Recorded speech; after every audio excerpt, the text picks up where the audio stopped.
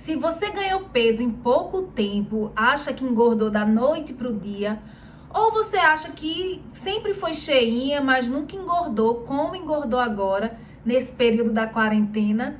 E principalmente, se você sente muita fome e uma vontade incontrolável de comer doce, provavelmente você está com resistência à insulina.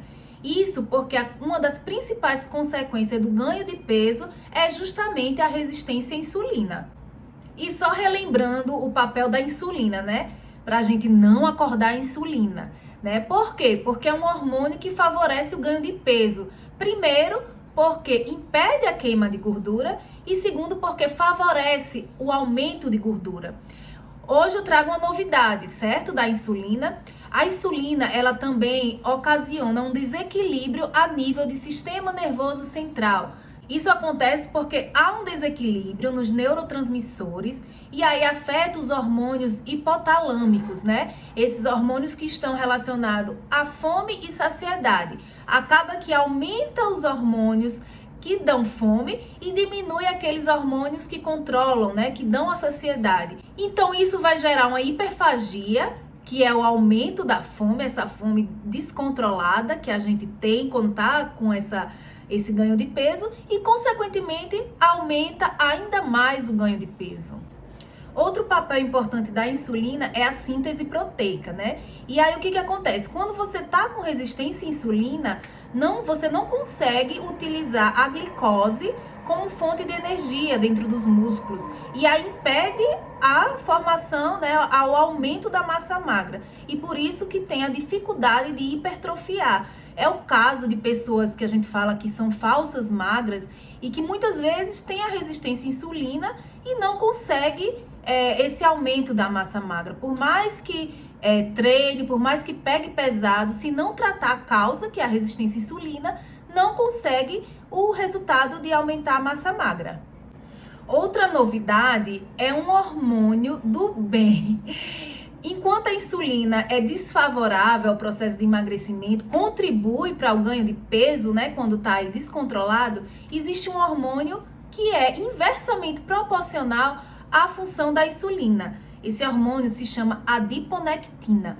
Ele diminui a formação de gordura, diminui o nível de glicose, diminui a formação de triglicerídeos e principalmente ele melhora a oxidação de gordura, ou seja, consegue utilizar a gordura como fonte de energia.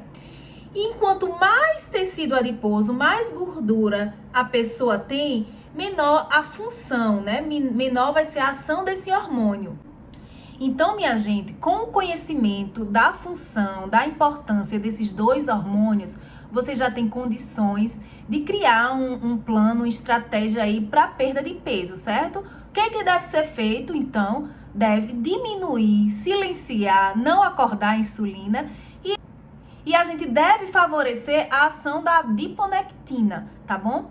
O primeiro vocês já sabem, né? Como silenciar a insulina. Então, só relembrando, é diminuir a carga glicêmica das refeições, optar por alimentos com baixo índice glicêmico, não acordar a insulina, não dar pico de glicose, tá bom? E aí, com certeza, tá todo mundo querendo saber como é que a gente aumenta a adiponectina.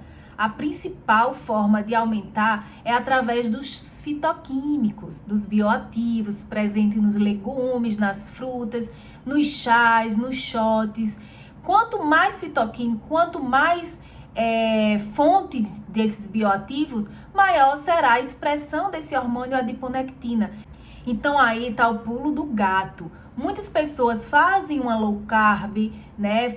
Utiliza essa estratégia só diminuindo a quantidade de carboidrato e esquece dos legumes, das verduras, dos minerais, das vitaminas e às vezes não tem um resultado tão esperado ou consegue ter um resultado inicial bom e depois entra numa fase de platô e não consegue manter essa perda de peso.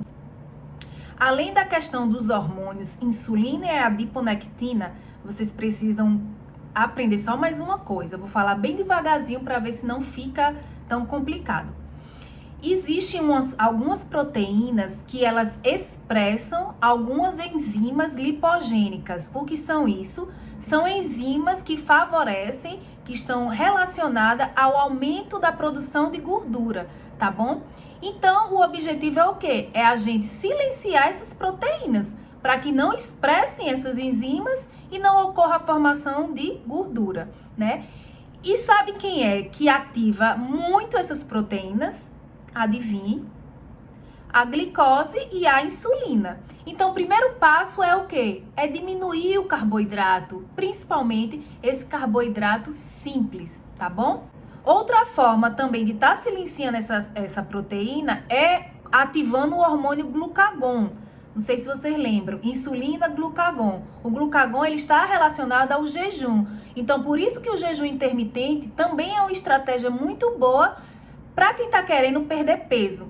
Além disso, o ômega 3, o resveratrol, a quercetina, todos esses são suplementos que podem estar associados a um plano alimentar para que tenha um êxito nesse processo aí de emagrecimento, certo, gente? Então, assim, eu espero que com essas dicas vocês comecem a repensar como é que podem estar programando aí essa perda de peso. Só o fato de diminuir a carga glicêmica das refeições e colocando aí fontes de fitoquímicos, né, de antioxidante, anti-inflamatório, vocês vão estar contribuindo e vão conseguir sim perder esse peso, tá? Espero que tenham gostado.